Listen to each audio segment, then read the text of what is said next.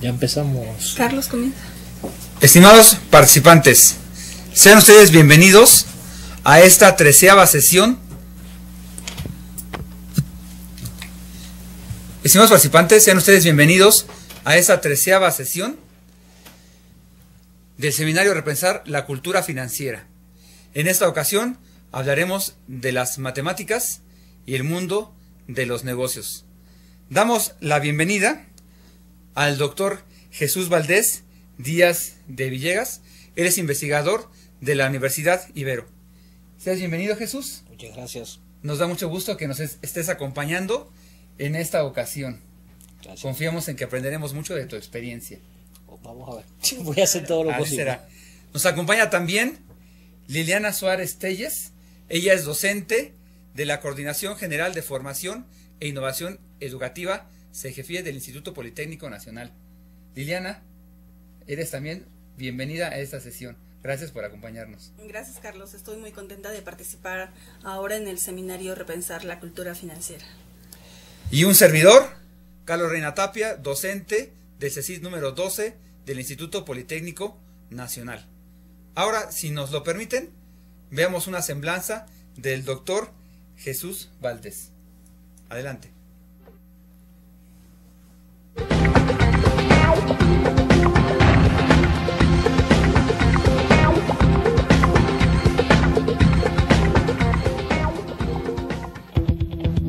En el sentido más amplio, costo significa esfuerzo. El concepto es tan amplio que aúna tanto el esfuerzo moral e intelectual como el físico y, en otro orden, al esfuerzo económico. Económicamente, costo es sinónimo de gasto, consumo o transformación de riqueza. Sacrificio. El sacrificio que se debe realizar para lograr un objetivo puede ser de tipo operativo. Por ejemplo, pagar los sueldos al personal de producción, comprar materiales, fabricar un producto, venderlo, prestar un servicio, obtener fondos para el autofinanciamiento, administrar una empresa. Sin embargo, el término costo ofrece múltiples significados y hasta la fecha no se conoce una definición que abarque todos sus aspectos. Como categoría económica, se encuentra vinculada a la teoría del valor y a la teoría de los precios. Desde este punto de vista tiene dos acepciones básicas: la suma de esfuerzos y recursos que se han invertido para producir una cosa, y lo que es sacrificado o desplazado en el lugar de la cosa elegida. El primer concepto expresa los factores técnicos de la producción y se le llama costo de inversión. El segundo concepto manifiesta las posibles consecuencias económicas y se le conoce por costo de sustitución. Otros conceptos necesarios para tener una comprensión total de la función de costo son, por ejemplo, los desembolsos, las amortizaciones y la inversión. Estas son algunas de las consideraciones que el doctor Jesús Valdés Díaz de Villegas plantea en el capítulo Teoría de los Costos del libro Análisis Microeconómico para Administradores, editado por la Universidad Iberoamericana, a fin de que sus lectores puedan entender el papel clave que juegan los costos en las decisiones de producción de una empresa. Jesús Valdés Díaz de Villegas es académico del Departamento de Estudios Empresariales de la Universidad Iberoamericana y especialista en temas económicos. Doctor en Ciencias Económicas por la Universidad de La Habana y maestro en Economía y Política Internacional, también ha ejercido como profesor de licenciatura y posgrado de 1981 al 2011. Ha colaborado como docente también en la Universidad Latinoamericana, el Instituto Tecnológico de Estudios Superiores de Monterrey, la Universidad Internacional de Florida y la Universidad Nacional Autónoma de México, entre otras instituciones educativas, tanto nacionales como extranjeras. También ha sido miembro del Consejo Técnico de la Licenciatura en Negocios Internacionales del Departamento de Estudios Empresariales de la Universidad Iberoamericana y del Consejo Técnico de la Maestría en Negocios del Departamento de Estudios Internacionales de la misma institución. Pobreza y desempleo en México, gasto público y política fiscal o crecimiento económico son solo algunos de los tópicos que domina y sobre los cuales ha escrito diversos artículos y dado múltiples conferencias.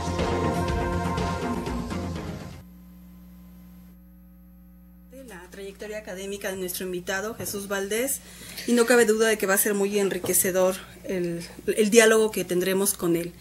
El tema del día de hoy, matemáticas en el mundo de los negocios, tiene como documento de referencia, como ya se mencionó, el capítulo 7, Teoría de Costos, del libro Análisis Microeconómico para Administradores, donde son autores nuestro invitado Jesús Valdés, Jorge Esmeque, Rocío Gutiérrez y Armando Sánchez.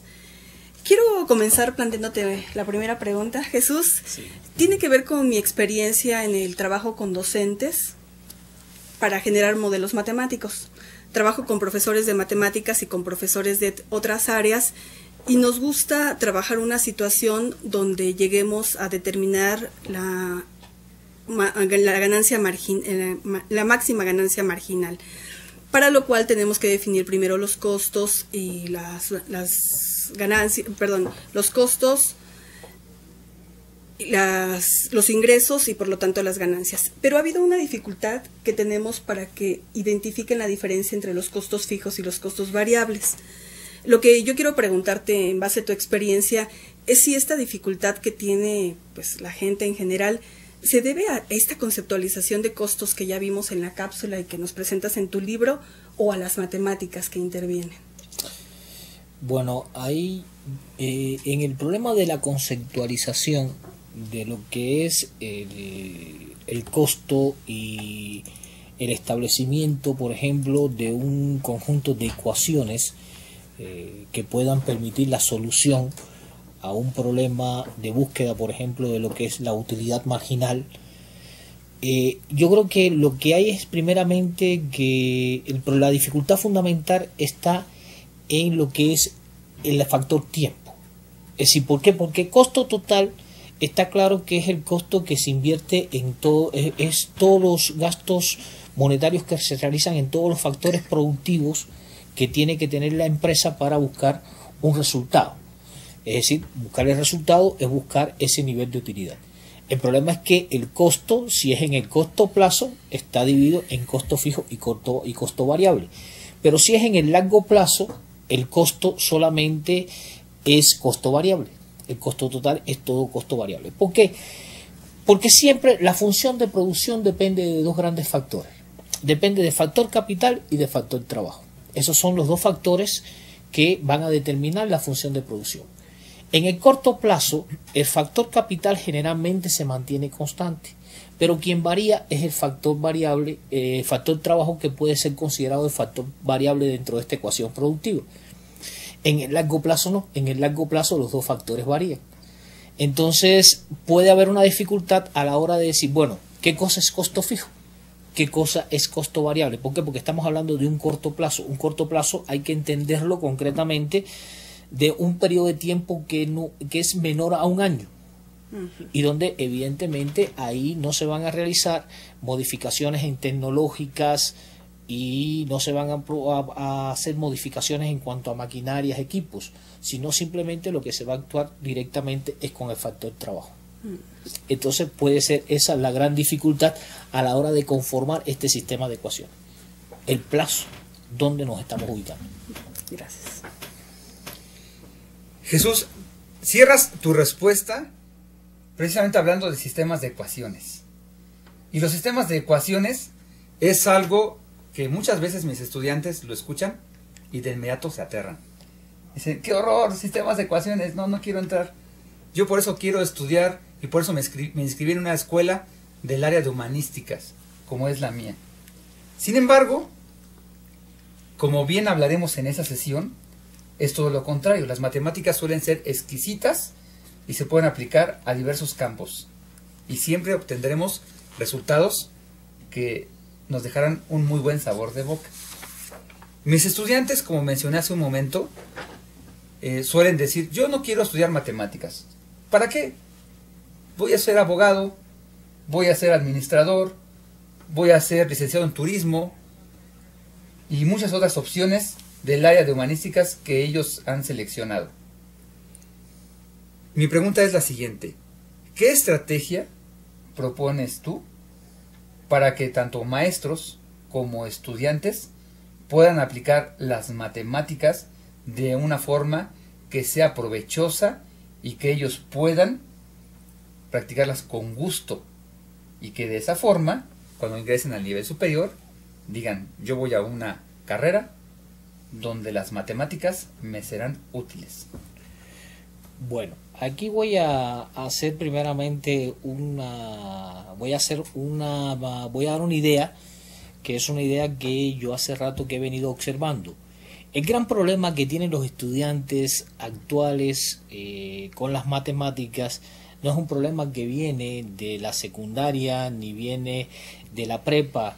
Es un problema que se hace desde los primeros momentos en que el niño ingresa a primer grado y evidentemente comienza a decírseles dentro de la familia o en la misma escuela que van a recibir matemática y que la matemática sí es difícil. Entonces eso va creando un bloqueo, ¿no? Donde siempre el estudiante va a pensar que está ante algo que es difícil, ante algo que es, no sé, del más allá y que no va a haber una solución clara, ¿no? De estos aspectos. Yo creo que en la vida lo primero que hay que aprender es que siempre está presente la lógica matemática en todo lo que hacemos. Cuando nosotros estamos en la vida, siempre en la vida hay factores que son causas y otros aspectos que son consecuencias. Estamos hablando, por tanto, de variables independientes y de variables dependientes. Y estamos hablando entonces de factores que pueden ser cuantificables y se puede ver el grado de influencia de un hecho en otro hecho para ver si hay relación causal o no en este sentido.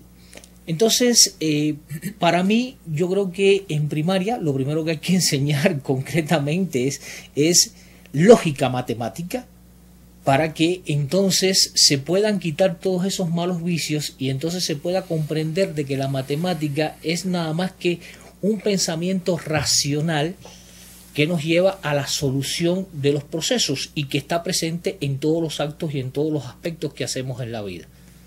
Entonces no podemos desvincular, por ejemplo, el derecho de la matemática. ¿Por qué? Porque hay acciones que se dan dentro del derecho donde se tiene que pensar de manera racional y ese pensamiento racional quien lo da es precisamente las matemáticas. Bueno, pues lo mismo entonces se da en el mundo de los negocios, lo mismo se da en el mundo de las comunicaciones, es decir, en el mundo estamos presentes en cada una de las acciones que hacemos con las matemáticas.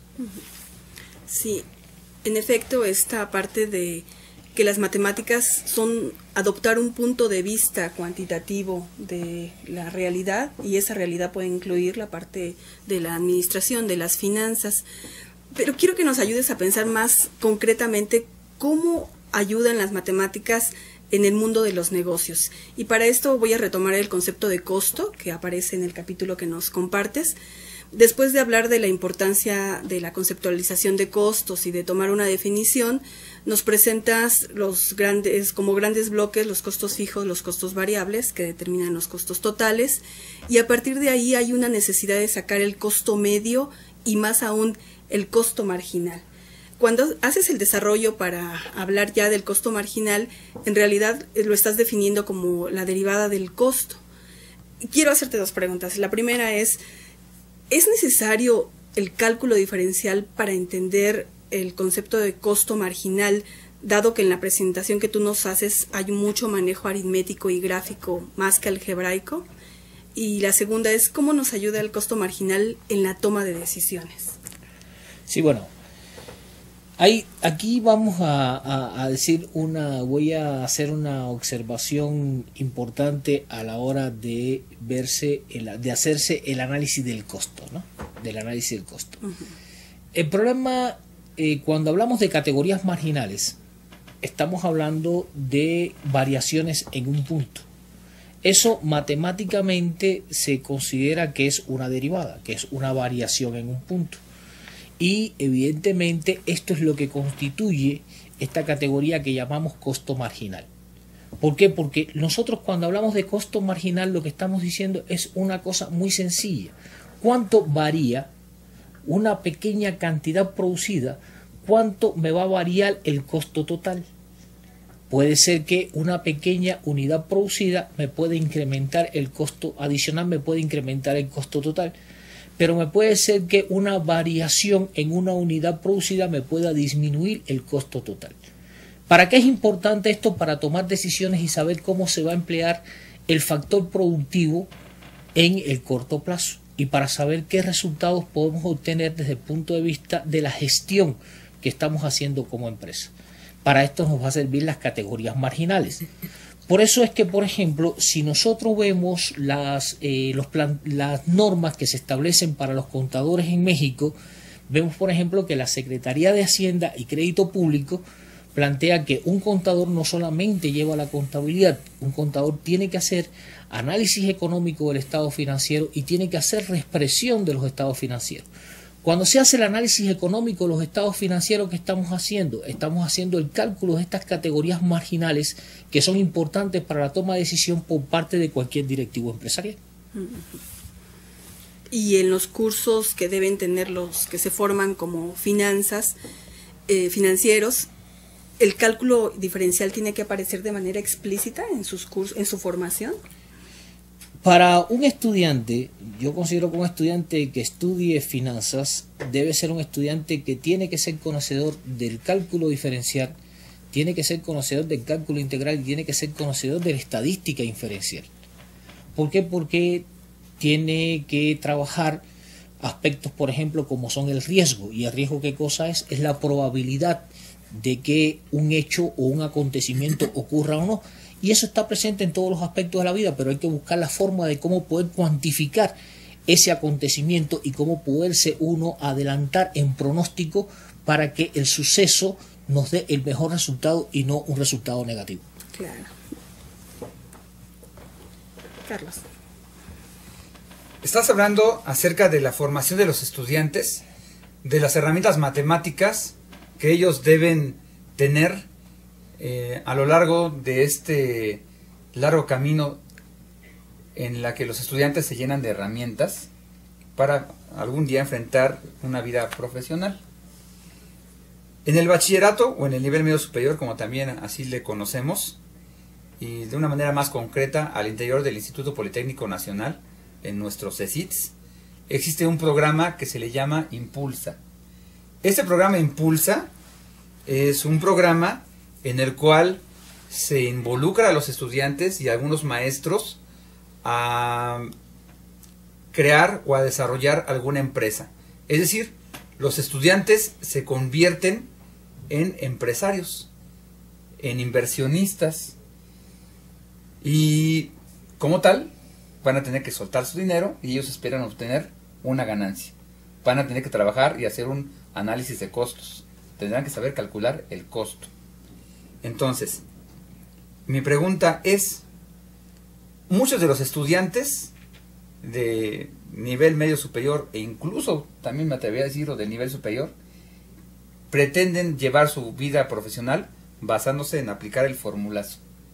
Yo tengo la fórmula, la aplico, solucioné el problema. ¿Qué recomiendas para que esos estudiantes apliquen o incluso vayan más allá, desarrollen un modelo matemático a esas empresas que ellos como emprendedores van a formar? Bueno, cuando uno hace un plan de negocio, lo primero que tiene que estar presente en la construcción de un plan de negocio es un concepto de racionalidad. ¿Por qué? Porque usted tiene que ser racional a la hora de emplear los factores productivos. Y ese concepto de racionalidad, ¿quién lo ofrece? Ese concepto de racionalidad se lo ofrece uno las ciencias matemáticas, que nos van a decir evidentemente cuánto tenemos que tener de factores productivos, por tanto nos va a indicar cuánto tenemos que gastar para qué resultado vamos a obtener. Entonces aquí hay un problema.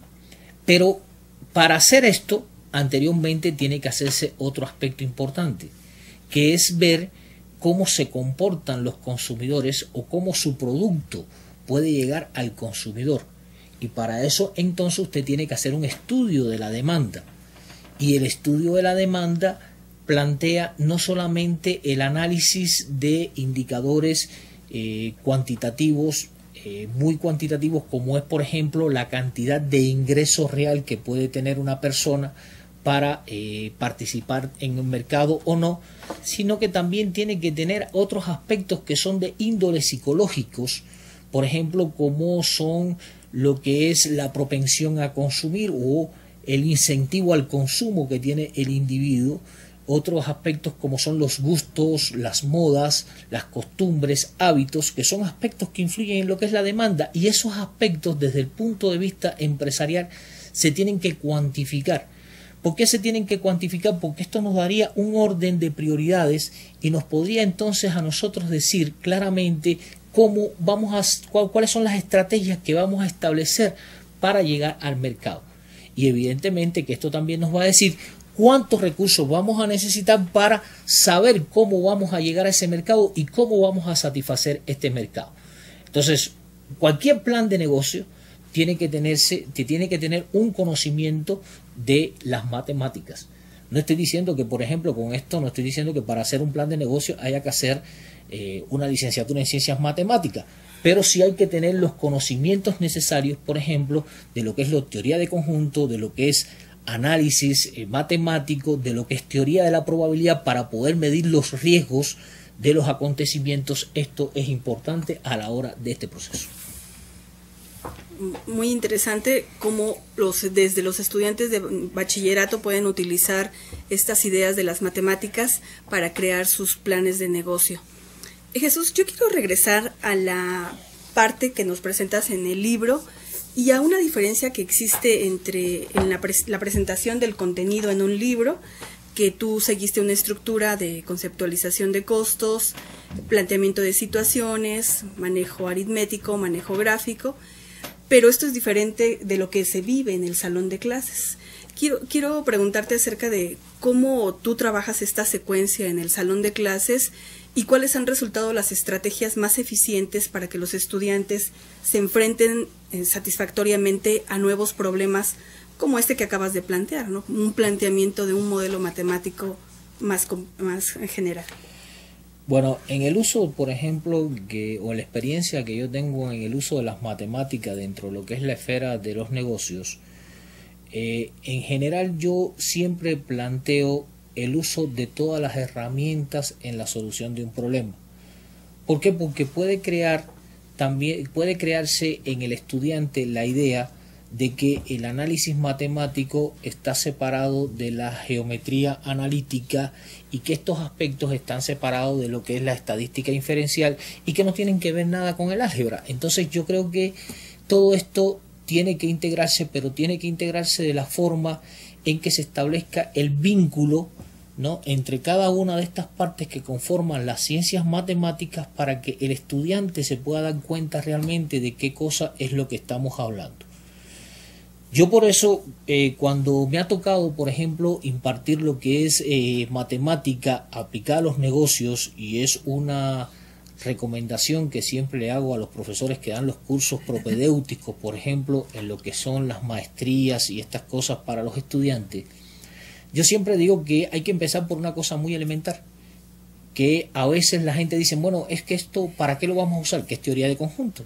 Pues tienes que saber qué es lo que es teoría de conjunto. Si no sabes teoría de conjunto no vas a saber lo que es estadística inferencial, no vas a saber lo que es estadística descriptiva, y además de eso te van a faltar muchos elementos para poder analizar lo que es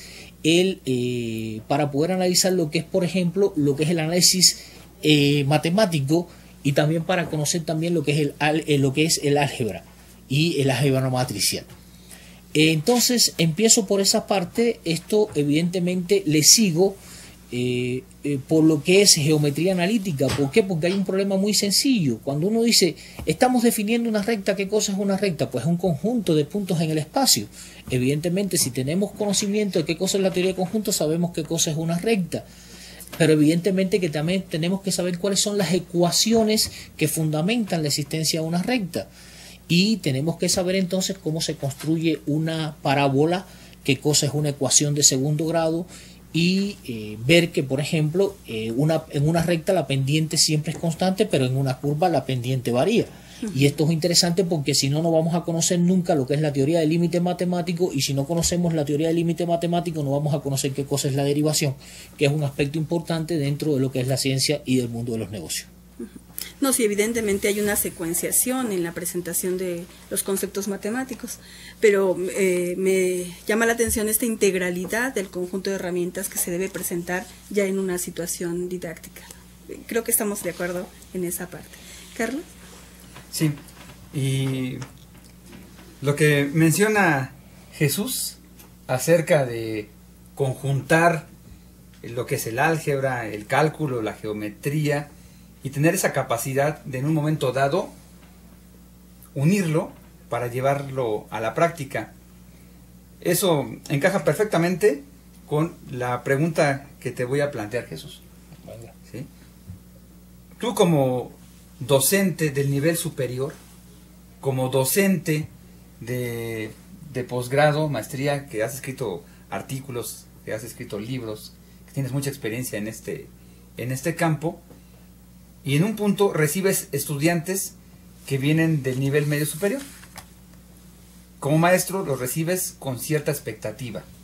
Esperas que tengan ciertas herramientas, ciertas competencias que les serán útiles para los nuevos saberes que están por adquirir. Pero como a muchos nos pasa a menudo, seguramente algunos de ellos traen ciertas deficiencias. Algo les falta por ahí, ¿verdad? Quizás saben álgebra, quizás saben geometría, pero lo que no saben es conjuntarlo. La pregunta es la siguiente. En base a tu experiencia, ¿tú pensarías o recomendarías hacer algún cambio en los planes de estudio en el nivel medio superior de aquellos jóvenes que están estudiando administración o contabilidad? Principalmente son los más comunes, de tal forma que ellos lleguen mejor preparados cuando están en tus manos. Mira, yo creo que hasta ahora lo que he podido ver, ¿no? Los planes de estudios, bueno, ya a partir de que los estudiantes empiezan ya lo que es el nivel medio superior, son planes de estudio que están bastante bien. Es decir, yo a veces no entiendo mucho eso de que se dividan en área 1, área 2, área 3, área 4, área 5. Yo, en definitiva, yo sí creo que un estudiante que está, por ejemplo, en enseñanza media superior tiene que tener dominio de las ciencias exactas y evidentemente que también tiene que tener conocimiento de lo que es problemas de historia, de literatura, de geografía. ¿Por qué? Porque eso es parte también de la cultura general. Es decir, la cultura general está conformada por un conjunto de cosas.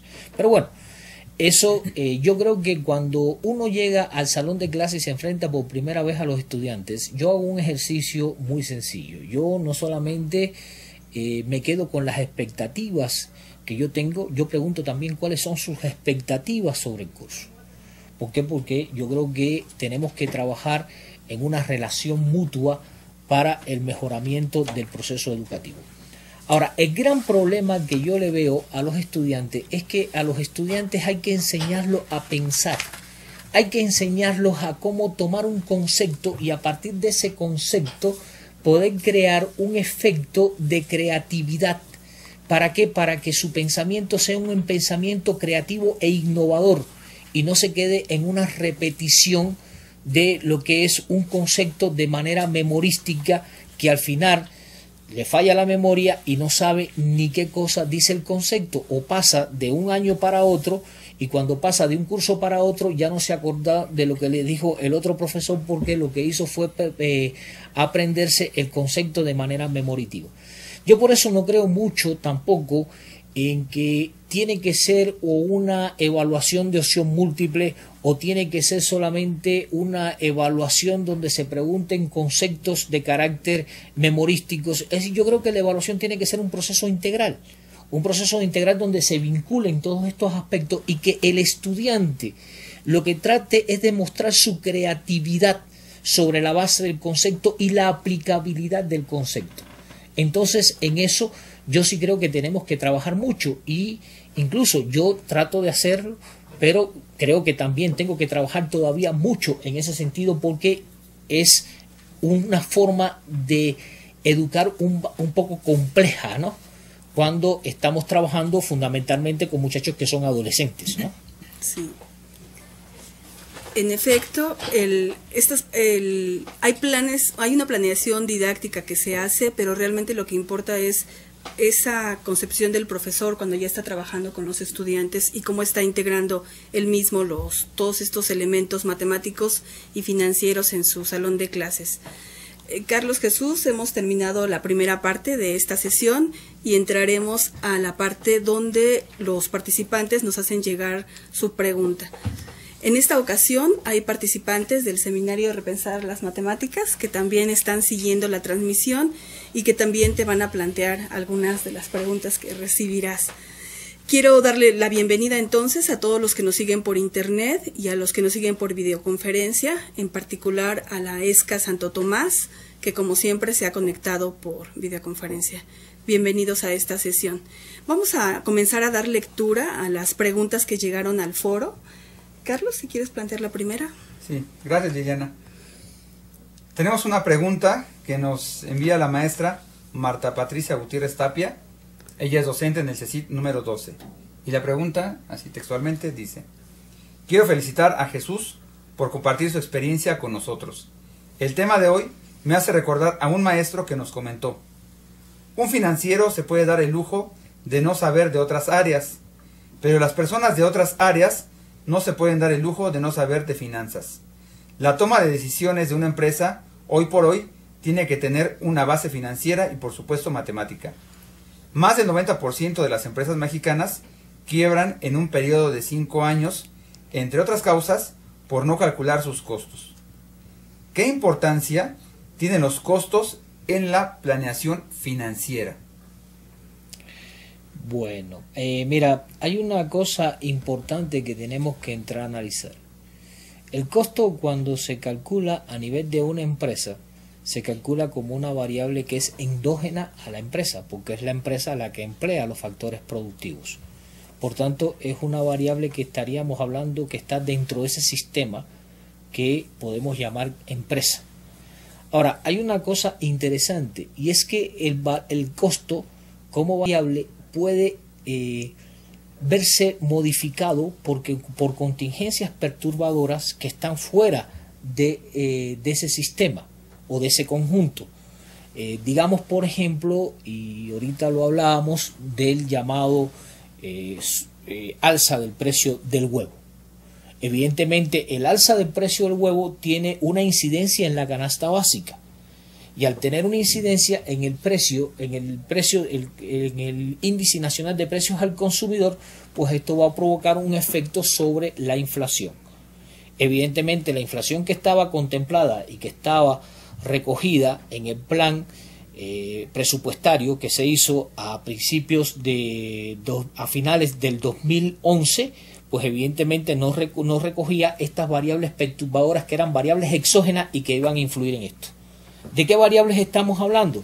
Estamos hablando, por ejemplo, nadie pensó de que el cambio climatológico, era muy difícil calcular desde el punto de vista económico que un cambio climatológico iba a llegar a Estados Unidos y que iba a contraer la producción en el 10% del producto de la producción agrícola de Estados Unidos, que es el principal productor de maíz del mundo. Pero tampoco íbamos a tener en cuenta de que nos iba a entrar la fiebre aviar y que se iban a morir no sé cuántos millones de aves en lo que es Guadalajara. Pues bueno, estos son factores evidentemente que en una u otra medida provocan un efecto que se llama escasez y provocan un incremento del precio. Entonces decimos, bueno, vamos entonces a eliminar el problema de la fiebre aviar. Bien, ya entonces vacunamos a todas las gallinas, ya no va a haber problema de fiebre aviar y comienza entonces a crecer la población avícola del país y se vuelve otra vez a recuperar la población avícola del país. Bien, perfecto. Esto es correcto, pero hay que tener en cuenta que entonces los pollitos y las gallinas se alimentan de maíz y el maíz evidentemente tiene un incremento de precio a nivel internacional. ¿Por qué tiene un incremento de precio? Bueno, porque hay escasez en los Estados Unidos, porque mucho maíz se ha llevado a lo que es la producción de etanol y evidentemente estos son variables exógenas que van a causar un incremento del precio y que evidentemente van a causar un incremento de un insumo que tienen que tener las gallinas, que se llama el alimento que es producido con maíz para que pongan los huevos.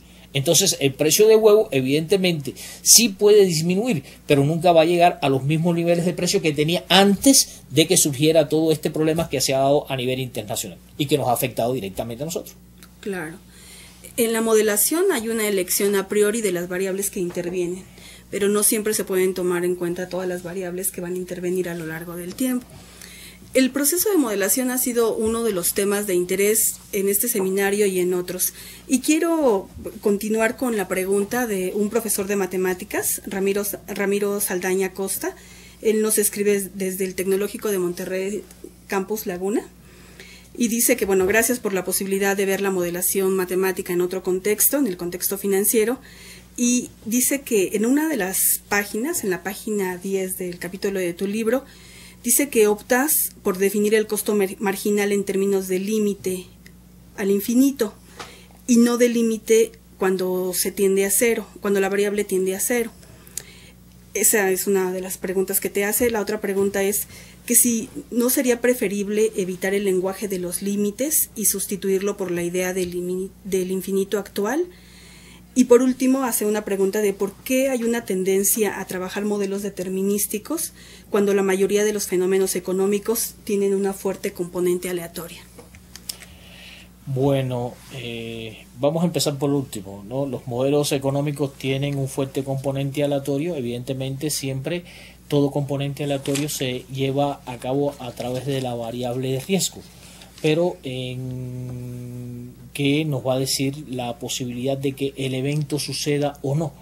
Pero sí también hay una cosa que es muy interesante, y es que en una u otra medida siempre van a existir relaciones de causa y efecto, y por eso estamos o tenemos que plantear ciertos determinantes importantes a la hora de presentar una modelación de corte microeconómico. Microeconómico porque estamos dando, cuando hablamos de microeconomía, evidentemente que en el corto plazo estamos dando por dado, ceteris paribus, que es la palabra que se utiliza, que utilizan muchos los economistas, estamos dando por dado lo que es el entorno macroeconómico, el entorno político nacional, y estamos dando por dado también lo que es el entorno ambiental. Entonces lo que estamos es tratando con las variables internas de ese sistema, que son las variables que tienen que ver con el funcionamiento de la empresa. ¿Cuáles son los tres grandes grupos de variables que tienen que ver el funcionamiento de una empresa? La gestión empresarial, la gestión financiera y la gestión de comercialización. ¿Por qué? Porque si una empresa no vende, pues la empresa no puede tener recursos, y si no tiene recursos no puede funcionar como empresa. Por tanto, el área verdaderamente de comercio dentro de una empresa es el área de producción y el área de venta. Las demás son áreas de apoyo. Pero cuando se hace este análisis desde el punto de vista microeconómico, yo no puedo hacer una variación de las variables exógenas. Solamente tengo que tener en cuenta y tengo que funcionar sobre estas variables. ¿Qué es lo que sí tengo que hacer? Una contemplación de qué cosa es las variables, de cómo se están comportando las variables exógenas, e ir tomando aquellas adecuaciones para poner entonces al modelo en correspondencia con los cambios que se están dando dentro de una realidad mucho más amplia. Esto sería en cuanto a por qué tomo esta parte. Bueno, el otro aspecto que tiene que ver por qué tomo el límite matemático. Bueno, tomo el límite matemático porque al estar explicando precisamente lo que es el costo marginal, lo que intento es de llevarle al estudiante cómo el costo marginal es la primera derivada. ¿Es la primera derivada de quién? De la función de costo total. Y evidentemente, para explicarle por qué es la primera derivada de la función de costo total, entonces yo parto del concepto de límite matemático. ¿Por qué? Porque trato de plantear la definición o defino la derivada a partir del concepto de límite matemático, dando precisamente lo que es la variable independiente, que en este caso es Q. En casos, por ejemplo, de una función normal común sería X, ¿no? Que generalmente se señala así por todos los matemáticos, pero en este caso es Q porque es la cantidad, la estoy dando a infinito. Que esto está de acuerdo a lo que es la definición de derivada. Ahora, ¿qué es lo que yo tengo que hacer? Bueno, pues tengo que trabajar con la función de costo total para eliminar la indefinición. ¿Por qué? Porque no puede haber límites matemáticos indefinidos. Entonces, esto es lo que me ayuda a aclarar precisamente cuál es el concepto de derivada, y a partir de ahí también explicarle a los estudiantes cuáles son las propiedades de la derivada o las leyes de la derivada, como lo quisiéramos llamar, para que entonces el estudiante tenga los recursos necesarios y pueda aplicar estos elementos matemáticos al mundo de los negocios sin que exista ningún tipo de inconveniente. Gracias, Jesús, por tu respuesta. Esta es una inquietud que ya teníamos desde antes de comenzar la sesión. Bueno, vamos a dar paso a las preguntas de nuestra sede, la ESCA Santo Tomás, Y para esto le voy a dar la palabra a Maneli, que es el profesor que nos ayuda a hacer el enlace con los docentes. Adelante, por favor, Esca. Sí, buenas tardes. Muchas gracias por la palabra. Vamos a tener una pregunta con la maestra Yereli. Buenas tardes, doctor. Mi nombre es Yereli Soto. En mi caso yo había pensado plantear otra pregunta, pero a partir del diálogo que ahorita se estableció, me surgió una que me inquieta en lo personal mucho. Estamos encargados de hacer ahorita la actualización curricular. Entonces, en nuestros mapas curriculares, la unidad de aprendizaje relacionada con la investigación de operaciones está considerada como optativa. Hay un debate al interior acá, colegiadamente, porque la Academia de Matemáticas propone que se incluya como obligatoria, justificando que son modelos matemáticos que se aplica a la toma de decisiones. Sin embargo, algún grupo de profesores, principalmente de contaduría y de relaciones comerciales, justifican que no es necesaria la unidad de aprendizaje como obligatoria, porque en el campo profesional no lo aplican. Entonces, desde mi perspectiva, que es la del diseño curricular, que soy la encargada de analizar esta parte, para mí es una incongruencia, porque epistemológicamente los estudiantes no están abordando los modelos matemáticos de manera completa. Cuando se ha ofertado, se ha visto que, como es optativa, son muy pocos los estudiantes que realmente se inscriben porque quieren aprender esta parte de las matemáticas. Pero por otro lado, también considero que si nuestro perfil de egreso está estableciendo que queremos formar profesionistas capaces de tomar decisiones, capaces de ocupar puestos directivos, entonces para mí sería una unidad de aprendizaje muy importante para ser incluida como obligatoria. Y por otro lado, sé que en el campo laboral ahorita se está valorando mucho las habilidades matemáticas en el momento de la contratación de profesionistas, al grado de que hay empresas que prefieren contratar ingenieros que mercadólogos para realizar estas actividades dentro de la empresa. Entonces, mi pregunta en concreto es, si la investigación de operaciones, que también se relaciona con los costos, porque finalmente los modelos matemáticos llevan a optimizar los recursos de la empresa, es algo muy importante, ¿cuál sería el riesgo de que en nuestros mapas curriculares no se esté considerando esta unidad de aprendizaje como obligatoria? Bueno, ante todo, muchas gracias, ¿no?, por la pregunta. Yo creo que es una pregunta muy interesante. Si tú me dijeras cuál es mi opinión, yo considero que mi opinión es la misma opinión que tienen los matemáticos.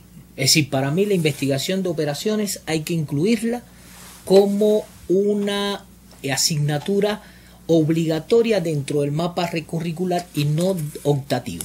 ¿Por qué? Porque la investigación de operaciones no solamente tiene que ver con un problema del modelaje como tal de procesos en la toma de decisiones, también es importante para el conocimiento de los aspectos de logística distributiva, que son aspectos muy importantes que tienen que ser tratados, y es una asignatura muy importante para que los mercadólogos puedan hacer estudios de mercado. Yo he observado una cierta tendencia que a veces es preocupante en el área de mercadología, y es que se va mucho a lo que es el estudio de mercado, pero no a los análisis de mercado, que son dos cosas son dos cosas diferentes. Es decir, uno puede hacer un estudio de mercado, pero no necesariamente ese estudio de mercado implique un análisis de lo que es el mercado. Y esto es importante, por eso yo creo que es importante esta asignatura que se llama investigación de operaciones. Yo, por ejemplo, cuando yo estudié, para mí la investigación de operaciones dentro de mi carrera fue una asignatura básica, incluso tuve 2 semestres completos de investigación de operaciones, y es una asignatura a la que le debo mucho, porque muchos modelos y muchos programas, por ejemplo, de logística distributiva en comercio internacional, cuando explico esta asignatura, lo sustento sobre la base de la investigación de operaciones. Sí, es muy importante entonces esta parte de la investigación de operaciones en los cursos de licenciatura particularmente. Carlos, ¿continuamos con las preguntas? Claro. Llegó una pregunta del maestro Víctor Hugo Luna Acevedo. Él es docente de la Escuela Nacional de Ciencias Biológicas. Antes que nada te manda saludos y te da las gracias por aplicar y compartir tu experiencia en investigación en este ámbito de la cultura financiera.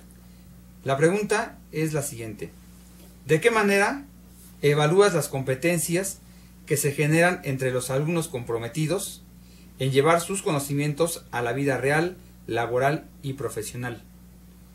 Los conocimientos matemáticos aplicados en costos plantean una serie de competencias para la interpretación de gráficas y ecuaciones.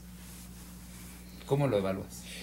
Bueno, mira, yo sigo planteando y sigo en una posición importante. Es decir, para mí, ¿qué es evaluar competencia?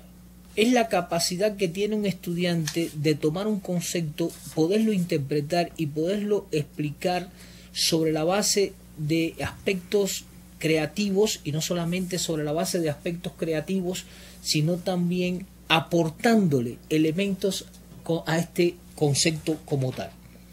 Entonces, por tanto, para mí la repetición del concepto de costo en una clase no es lo más importante, sino es la aplicabilidad del concepto.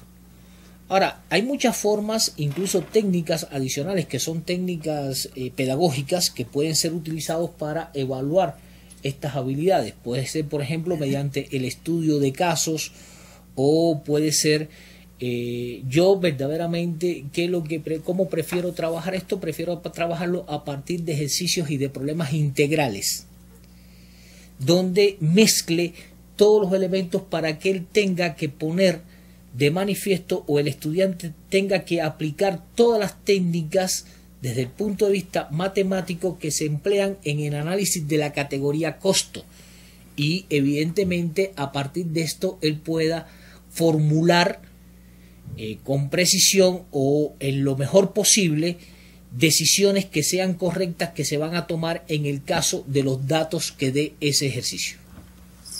Sí, es en la presentación de situaciones complejas donde está la riqueza de una situación didáctica, porque en la escuela ya no está tan desvinculada de lo que pasa en la vida diaria. Las inquietudes han resultado multidisciplinarias, porque ya te han preguntado del área de ciencias sociales, de matemáticas y ahora del área biológica. Pero quiero, antes de que comencemos a cerrar esta sesión, hacerte una pregunta de un estudiante.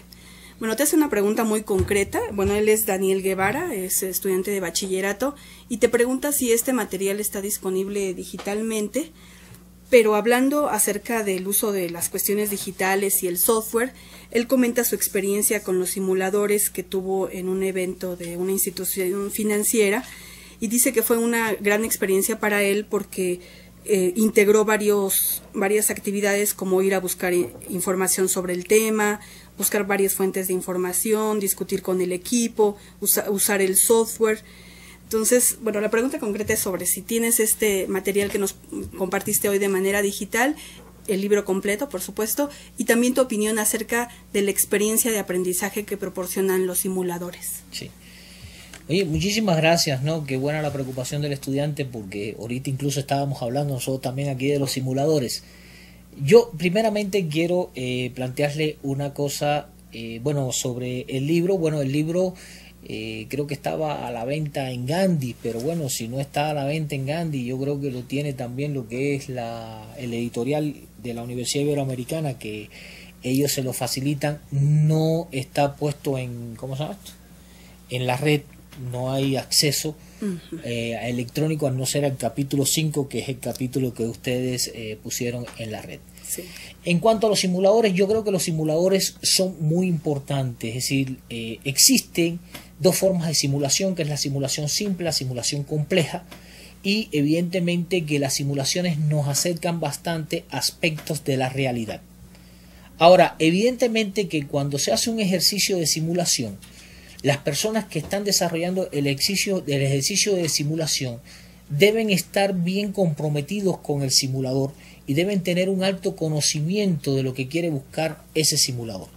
¿Por qué? Por dos cosas muy importantes. Porque el simulador incluye toda una serie de variables que son las variables importantes para el análisis de los problemas que se están analizando.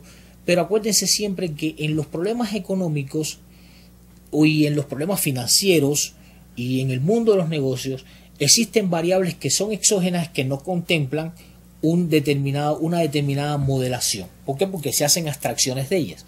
Entonces, evidentemente, qué bueno que él plantea de que tuvo que buscar información adicional, porque esto nos habla entonces de que la persona que los estaba conduciendo con ese simulador tenía conocimientos reales y muy certeros de cómo funcionaba el simulador y hacia dónde tenía que llegar. Yo creo que si se hace así se tienen buenos resultados. Cuando no se tiene conocimiento del simulador es mejor no aplicarlo. ¿Por qué? Porque eso dejaría unos grandes problemas que los estudiantes tendrían dificultad a la hora de resolver. Gracias, Jesús, por esta respuesta. Bueno, se está acercando el tiempo para el cierre. Le voy a ceder unos últimos minutos la palabra a nuestro invitado, Jesús, para que nos haga un cierre de los aspectos importantes trabajados en esta sesión. Pero Jesús, hay muchas inquietudes de profesores de la ESCA y de estudiantes también de bachillerato y superior, y queremos pedirte que nos ayudes a contestar algunas de estas para que pues todas estas inquietudes tengan respuesta por tu parte. No, yo con gusto creo que puedo contestarle todas las preguntas que me quieran hacer y aportarle, bueno, la experiencia que he tenido yo en la enseñanza de las matemáticas dentro del ámbito del mundo de los negocios. ¿Para qué? Para que se puedan tener resultados. Yo creo que hay una cosa muy importante. Yo creo que cuando se hace la orientación vocacional de los estudiantes tenemos que tener mucho más apertura, tenemos que tener mucha más dimensión y tenemos que ser más objetivos a la hora de explicar por qué es necesario que en una carrera se estudien los métodos cuantitativos y cuál es la importancia que tienen los métodos cuantitativos dentro de esa carrera. Ahorita hablábamos, por ejemplo, del caso del contador y yo decía una cosa muy importante. Bueno, ¿qué es lo que hace el contador? El contador lo que aplica es cálculo diferencial. Y mucha gente piensa de que el contador lo que hace son planteamientos puramente aritméticos que van a plantearse en el debe y en el haber. Y esto es incorrecto. ¿Por qué? Porque si un contador piensa que eso es lo único que hace, entonces ¿cómo un contador puede hacer un análisis económico de un estado financiero? Y puede comparar dos periodos diferentes y porque a la hora de comparar entonces tiene que ver variaciones. ¿Y las variaciones qué cosas son? Bueno, pues las variaciones son partes del cálculo diferencial. Si uno no conoce qué cosa es una variación, pues uno tampoco va a saber qué cosa es una derivada. Entonces yo creo que es mucho más complejo, pero hay que aplicar esto con una forma de objetividad y de sencillez que pueda ser captado y que entonces se elimine de la cabeza de los muchachos ese problema de que la matemática es algo difícil, es algo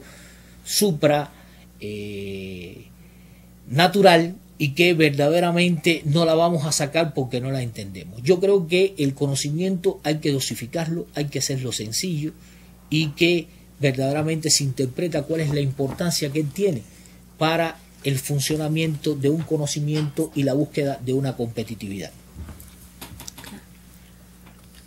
Bueno, daré también algunas conclusiones acerca de lo que se habló en esa sesión. Definitivamente concuerdo en gran manera con los matemáticos de la ESCA, y no nada más las matemáticas deben enseñarse y enseñarse bien en el nivel superior. Las matemáticas deben enseñarse bien en todos los niveles, desde que se está en el nivel básico hasta que se está en el nivel posgrado. Las matemáticas siempre nos van a ayudar para poder resolver problemas de distintas índoles y de esta manera poder tomar decisiones de una manera acertada.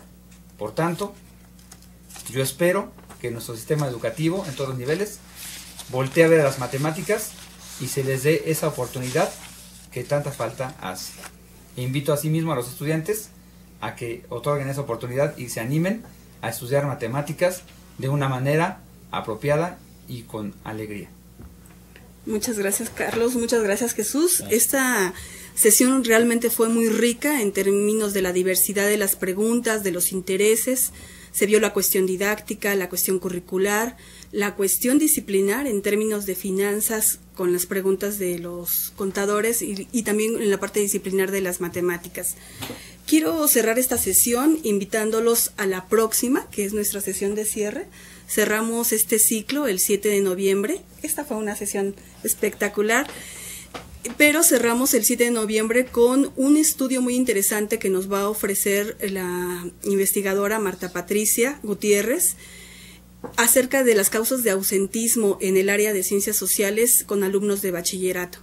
Para esa sesión nos va a acompañar la coordinadora de este proyecto, la maestra Marly Cruz Santiago, y bueno, los esperamos. Jesús Valdés ya nos ha ofrecido responder todas las inquietudes que pongamos en el foro. Los invito a fortalecer la interacción que hemos tenido hasta este momento en los foros de discusión y preparemos nuestro trabajo final para tener una acreditación antes de que termine este año. Muchas gracias a todos, muchas gracias Jesús nuevamente, muchas gracias Carlos, No hay de qué. Hasta luego.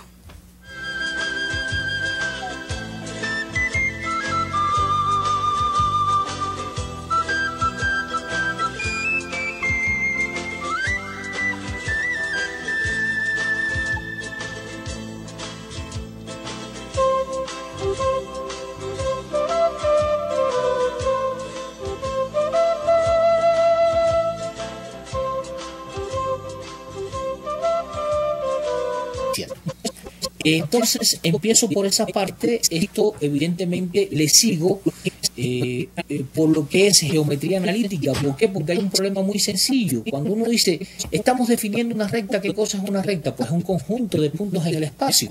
Evidentemente, si tenemos conocimiento de qué cosa es la teoría de conjuntos, sabemos qué cosa es una recta.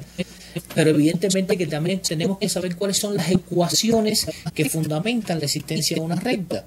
Y tenemos que saber entonces cómo se construye una parábola, qué cosa es una ecuación de segundo grado, y ver que, por ejemplo, en una recta la pendiente siempre es constante, pero en una curva la pendiente varía. Y esto es interesante porque si no, no vamos a conocer nunca lo que es la teoría del límite matemático, y si no conocemos la teoría del límite matemático, no vamos a conocer qué cosa es la derivación, que es un aspecto importante dentro de lo que es la ciencia y del mundo de los negocios. No, sí, evidentemente hay una secuenciación en la presentación de los conceptos matemáticos, pero me llama la atención esta integralidad del conjunto de herramientas que se debe presentar ya en una situación didáctica. Creo que estamos de acuerdo en esa parte. ¿Carlos? Sí, y lo que menciona Jesús acerca de conjuntar lo que es el álgebra, el cálculo, la geometría, y tener esa capacidad de en un momento dado unirlo para llevarlo a la práctica. Eso encaja perfectamente con la pregunta que te voy a plantear, Jesús. Tú como docente del nivel superior, como docente de posgrado, maestría, que has escrito artículos, que has escrito libros, que tienes mucha experiencia en este campo, y en un punto recibes estudiantes que vienen del nivel medio superior. Como maestro los recibes con cierta expectativa. Esperas que tengan ciertas herramientas, ciertas competencias que les serán útiles para los nuevos saberes que están por adquirir. Pero como a muchos nos pasa a menudo, seguramente algunos de ellos traen ciertas deficiencias. Algo les falta por ahí, ¿verdad? Quizás saben álgebra, quizás saben geometría, pero lo que no saben es conjuntar. La pregunta es la siguiente. En base a tu experiencia, ¿tú pensarías o recomendarías hacer algún cambio en los planes de estudio en el nivel medio superior de aquellos jóvenes que están estudiando administración o contabilidad? Principalmente son los más comunes, de tal forma que ellos lleguen mejor preparados cuando están en tus manos.